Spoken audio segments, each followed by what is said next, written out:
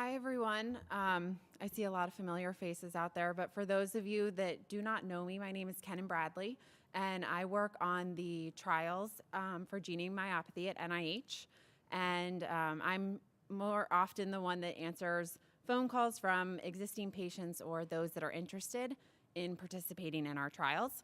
So I'm going to quickly run through many of the slides that Marianne already went over. I'm going to create kind of a timeline as to where NIH has been with their trials and where we are now going. So as Marianne mentioned, GNE myopathy is an autosomal recessive inborn error of metabolism. We originally had estimated that the prevalence was about 1 in a million. Now we're closer to around 6 in a million. It typically presents as foot drop in early adulthood, but that's not always the case. It depends on the patient and where they recognize it first. It is slowly progressive, which makes it that much more difficult for us to see a treatment effect sometimes. It's diagnosed through muscle biopsy and then confirmed through genetic testing. And right now, no therapy is available.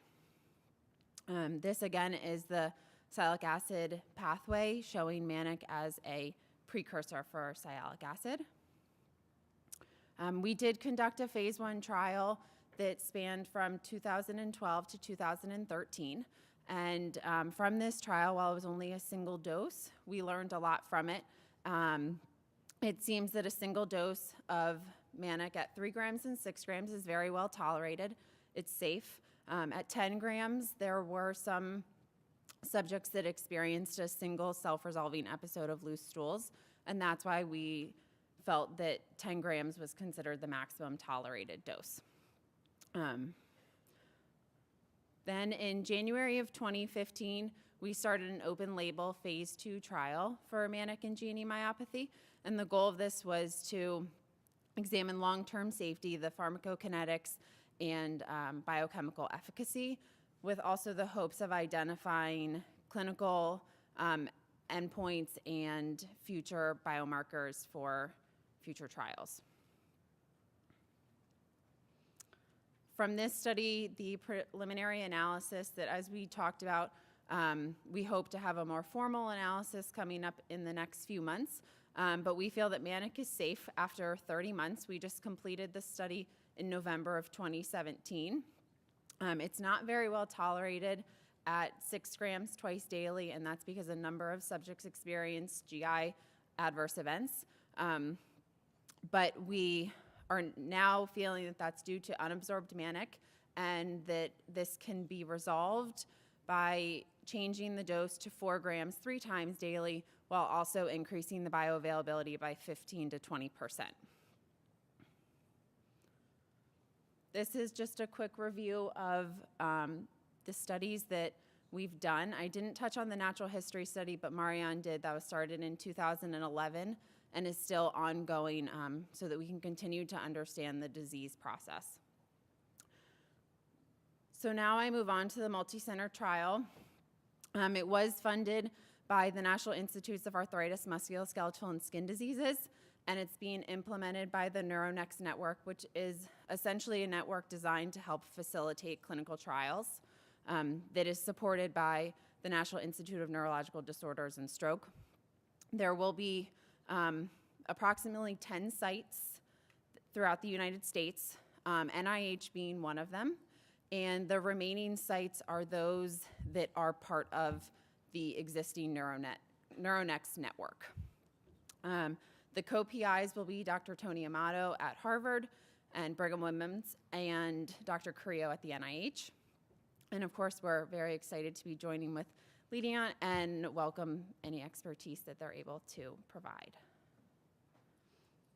The primary objective for this study is to measure the ability to slow the progression of muscle decline and function of treatment compared to placebo. So there will be placebo in this trial, and also to evaluate the long-term safety and tolerability of multiple doses of ManNAc. In the phase 2 trial, we used patient-reported outcomes, which Marianne touched on briefly, because it's not only important for us to measure if there is a decline in the muscle, but also in function, but also how a therapy can affect a patient's quality of life and their day-to-day activities. And so through these patient-reported outcomes, we can get a better insight to how the patients feel a therapy is impacting them through things that we may not be able to measure. Something as a patient saying now they can tie their shoe, whereas before they didn't feel that they could, and that's not something that we can measure across the board. So the design of this trial is a randomized, double-blind, placebo-controlled trial. It will be 2-to-1, and approximately 51 subjects will be randomized. The trial will have a duration of 24 months. The total duration will be about 26 months, with patients being on drug for 24 of those 26 months. It'll start with a screening visit to determine eligibility. Then that will be followed by a baseline visit to obtain baseline evaluations so that we have baseline measures for all patients. And then there will be follow-up visits at 3, 6, 12, 18, and 24 months. And as Marianne had mentioned, we are going to be using the 4 grams 3 times daily for the dosing regimen. The primary endpoint will be the quantitative muscle strength, which we often refer to as the QMA, and it'll be to slow the rate of progression compared to placebo, as is measured by the disease progression model, which I will show you in just a minute. The study's powered at 87% with a gamma of 0.5. This is the QMA. This is a picture of an individual in the middle of QMA testing. So there's a strap that is attached to a limb, and then they measure the force that is being exerted in kilograms. So that in the table you see the measured strength in kilograms. That's the force that is being exerted by the patient. And then there's a percent predicted column.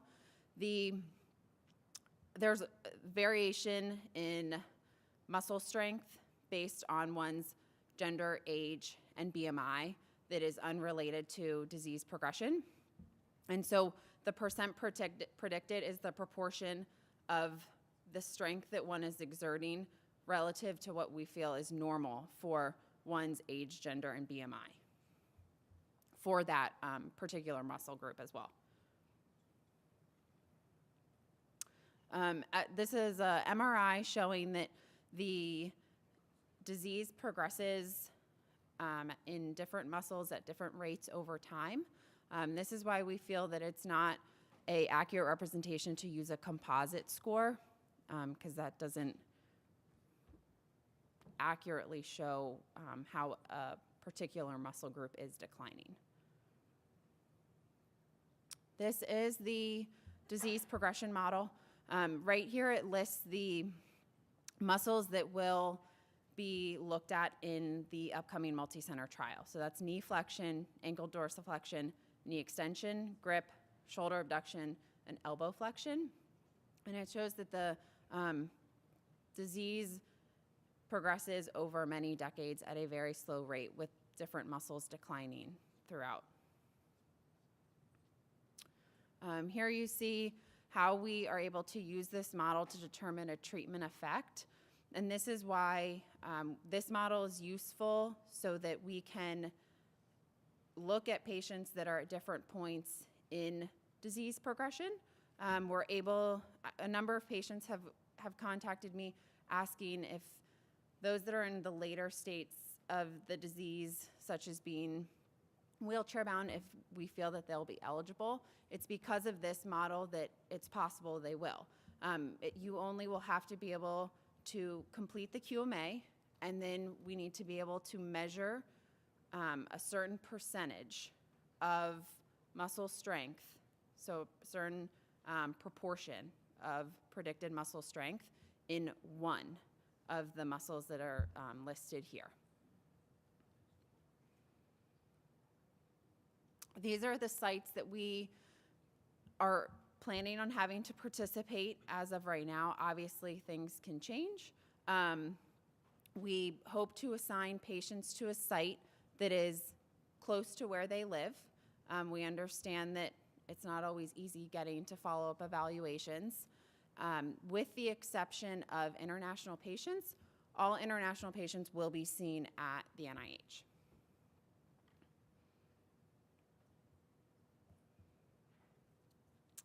Here's just a quick slide. There's approximately 220 reported mutations. We're above that now, and the mutations are biallelic. So our inclusion criteria has not been formalized for the multicenter study. What we do know is that all patients will need to have a genetic testing report from either a US CLIA certified laboratory or a international laboratory that has been approved by the principal investigator. And the 2 mutations will need to be either identified by the American College of Medical Genetics as pathogenic or likely pathogenic. And we are more than welcome to receive reports at the NIH, and Dr. Creo can review them and let you know, as well as Marianne, where those mutations stand right now as far as classification. I'm quickly going to go over just some general information about participating in clinical trials. An informed consent document is intended to protect patients. It's intended to provide information about the research study. Participation is always voluntary. There's always going to be risks involved in a study. There may not be benefits. One concern that many patients raise is how is their protected health information going to be kept private? We do collect research samples during our studies, and this information can be shared with researchers within, if we're speaking about the NIH, within NIH or outside collaborators that are interested in looking at things related to GNE myopathy. And if we share this information, we never share any identifying information. That means that your samples have a code that is linked to your name. So we provide the code to them, but we are the only ones that can link the code to your identifying information. We have our own privacy rules that we follow. Once it leaves our institute, we can't control how other people handle that information. And you also may withdraw from a study at any point. That can be the patient or the principal investigator that does not feel that you should continue with the study for whatever reason. There are always risks and benefits. We try and identify any possible risks ahead of time, but there are always those that we may not be able to foresee. There may not be a benefit to you. We're hopeful that at least from the ManNAc trials, it allows us to learn more about ManNAc and the process within GNE myopathy. And you can always stop a study at any point. You can ask that your information no longer be shared, but we also cannot place that retroactively. Taking off-label medication, these are just a few things to consider. Many patients ask us, what do you think about me taking sialic acid from here or taking ManNAc from here? And right now there's only one distributor for ManNAc, and that is coming to the NIH specifically for clinical trials. So if you're receiving ManNAc from any other source, we cannot confirm that this truly is ManNAc. We can't confirm the compound. We can't confirm the safety of it.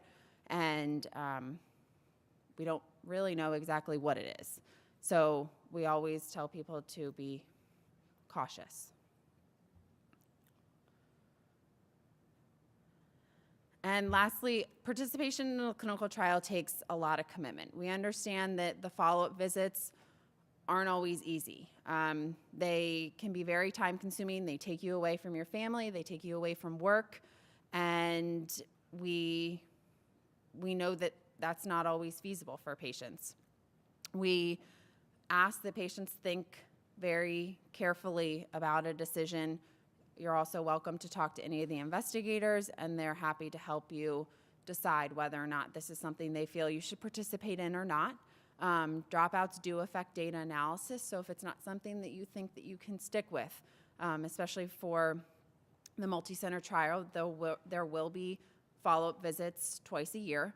It will be for 24 months, and that can be a lot to ask. The placebo group also, for a placebo-controlled trial, that group has the ability to falsely show that a treatment doesn't work. If on the side you're taking a medication that happens to actually benefit one with GNE myopathy, then that is going to show that it's going to dilute our results and therefore show that ManNAc may not actually be working, when in fact it's just that you're taking something else that's benefiting, and it makes the placebo group look similar to the treatment group. And far too often, more often than not, if a therapy fails, it isn't looked at again, or at least for a very long time.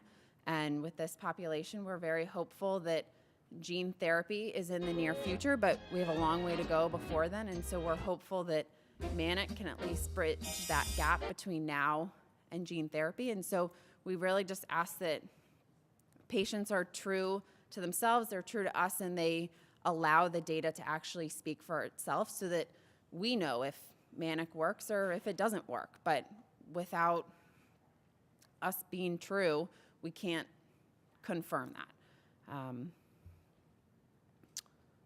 So that is it, and I am welcome to any questions that anyone has. Do we have a microphone or? Hi, Kennan. Hi. Could you explain if this is going to be a 2B study or a 3? Okay. Phase 3? So where we stand, the reason Marianne has called it, I have called it, and Nancy has called it a multi-center pivotal trial is because for the sake of funding through the NeuroNext network, they are only allowed to conduct phase 2 trials.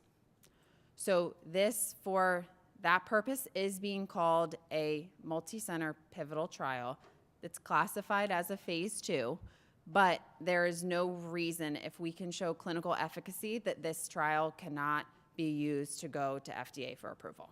And that is our full intent. So then will you include more patients, more than the 51, if it's going to go to FDA approval?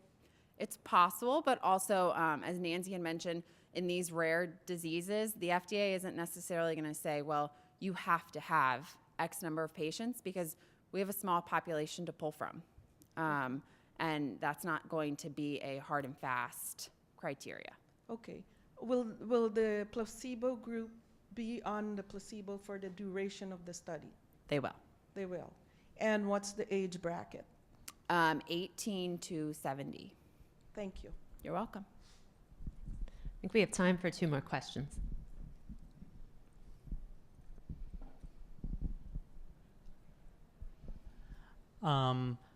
For when do you expect to start screening patients? And number 2, is this going to be in the same powder form that you guys had for phase 2, or are you guys going to make packets for the 3-time daily doses?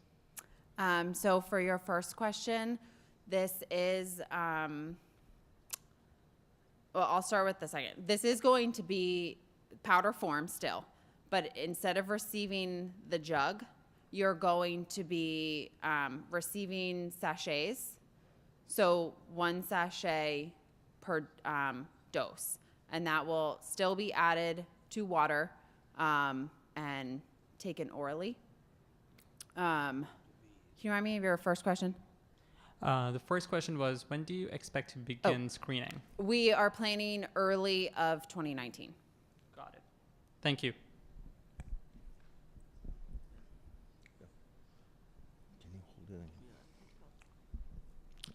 I have a question. The ManNAc and sialic acid is at the product level. Is there any actions taken at the genetic level? Which means, could it be that this process you're talking about is not the only cause of this degeneration. As an example, there's been diseases that have been resolved through evolution, where there are some birds out there that if you inject them with HIBM, there's extra chromosome blocking them. Could this be that this problem can only be solved at the genetic level? Marianne, do you want to take this question?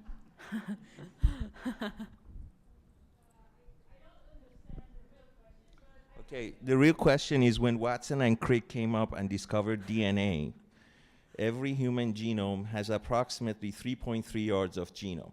Finding the alphabet 9pq1, which is the genetic site of HIBM, if I'm not wrong, could it be at the genetic site some products can be sent at that area where it prevents the gene from malfunctioning at age 32, where I'm playing basketball till age 30 and suddenly from 32 on I go downhill?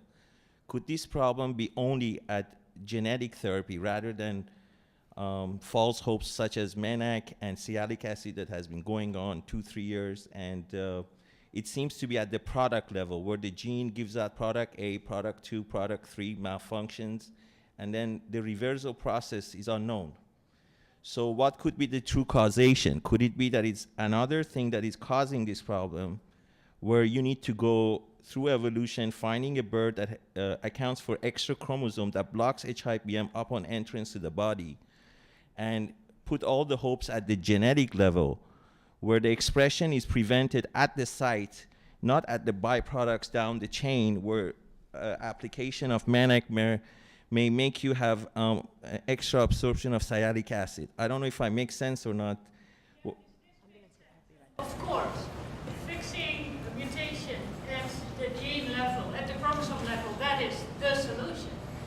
You know, fixing the underlying genetic defects, that is the solution. But we're far from that, and we're working on it. So in the meantime, a lot of other things need to happen, is to show efficacy of the disease, learn more things about the disease, try substrate replacement therapy in the meantime. There's a lot of things that we are working on at this time to give you access to gene therapy quicker at a later time. And you know that NDF and other groups are actively working on that part.